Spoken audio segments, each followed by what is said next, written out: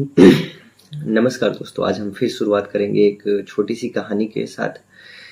ये जो कहानी है एग्ज़ाम के पॉइंट ऑफ व्यू से बहुत सारे स्टूडेंट्स पढ़ते हैं और हम आज पढ़ेंगे एक भारत के नागरिक होने के नाते, भारत के एक सदस्य होने के नाते कि भारत में एक युद्ध होता है जो कर्नाटक युद्ध के नाम से फ़ेमस है और ये अंग्रेज़ों और फ्रांसीसियों के बीच में हुआ था। अंग्रेज़ का अर्थात जो ब्रिटेन के व्यापारी थे, इनसे मैं तुलना करूँगा, अंग्रेज़ों की बात करूँगा और फ्रांसीसी के बीच में ये युद्ध होता है।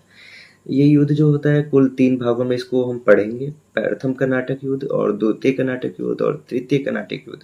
प्रथम कर्नाटक युद्ध 1746 से लेकर के 48 तक चलेगा। दूसरा कर्नाटक युद्ध 49 से लेकर के लगभग 55 तक चलेगा और तीसरा कर्नाटक युद्ध 56 से लेकर 63 तक चलेगा। इस तीनों ही युद्ध के अलग-अलग कारण थे। हो सकता है कि हम कारण पे चर्चा भी करेंगे। देखते हैं कि प्रथम कर्नाटक युद्ध क्यों महत्वपूर्ण है, तो देखते हैं। प्रथम कर्नाटक युद्ध का दरअसल इतिहास ये रहा है कि 1746 से लेकर के ये 48 तक चलेगा और इस युद्ध के इतिहास में देखें तो फ्रांसीसी जो है और जो ब्रिटेन यानी कि जो अंग्रेज हैं वो ऑस्ट्रिया एक जगह है, वहाँ पे इन दोनों के बीच में लड़ाई होती है और उस लड़ाई का प्रभाव जो है भारत पे भी दिखेगा, क्योंकि भारत पे भी क्या था, इनका व्यापार चल रहा था, तो दोनों ही देशों के जो बीच का युद्ध था उसका प्रभाव भारत में भी दिखेगा। इस प्रभाव को ही हम भारत में कर्नाटक युद्ध के नाम से जानते हैं। और एक छोटी सी घटना है कि 1746 में एक युद्ध होता है, उस युद्ध का नाम होता है सेंट थामे या अडेयार का युद्ध। उसमें क्या हुआ कि फ्रांसीसी की एक छोटी सी टीम ने ब्रिटेन की एक ताकतवर टीम को यानी कि अंग्रेजों को हरा दिया, जिससे फ्रांसीसी का मनोबल तो बढ़ा, लेकिन अपनी स्थिति को मजबूत करने के लिए ब्रिटेन को भी इनसे एक युद्ध करना पड़ा और इस युद्ध को हम बोलते हैं प्रथम कर्नाटक का युद्ध। अंततः एक संधि होती है 1748 में, उस संधि को हम एक्सला सापेल की संधि के नाम से जानते हैं।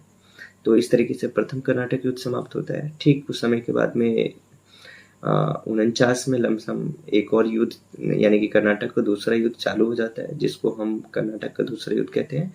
ये 55 तक चलेगा। 55 में एक संधि होता है, उस संधि का नाम होता है पोंडिचेरी की संधि और इस संधि के द्वारा ये युद्ध समाप्त हो जाता है।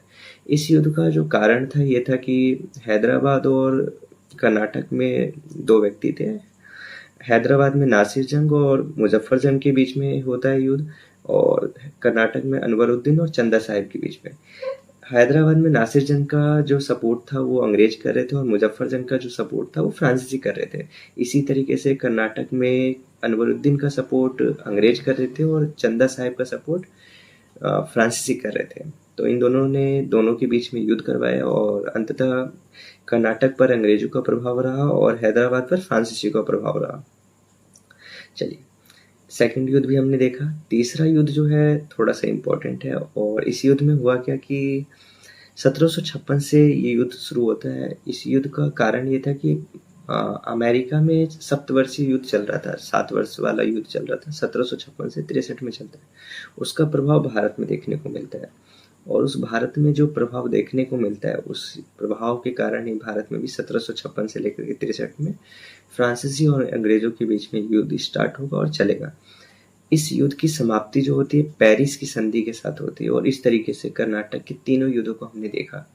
1746 से लेकर के 48, 49 से लेकर के 55 और 56 से लेकर के 63 तक।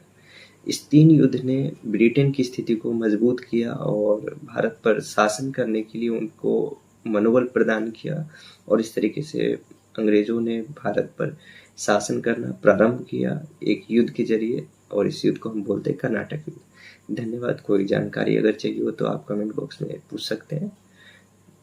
धन्यवाद।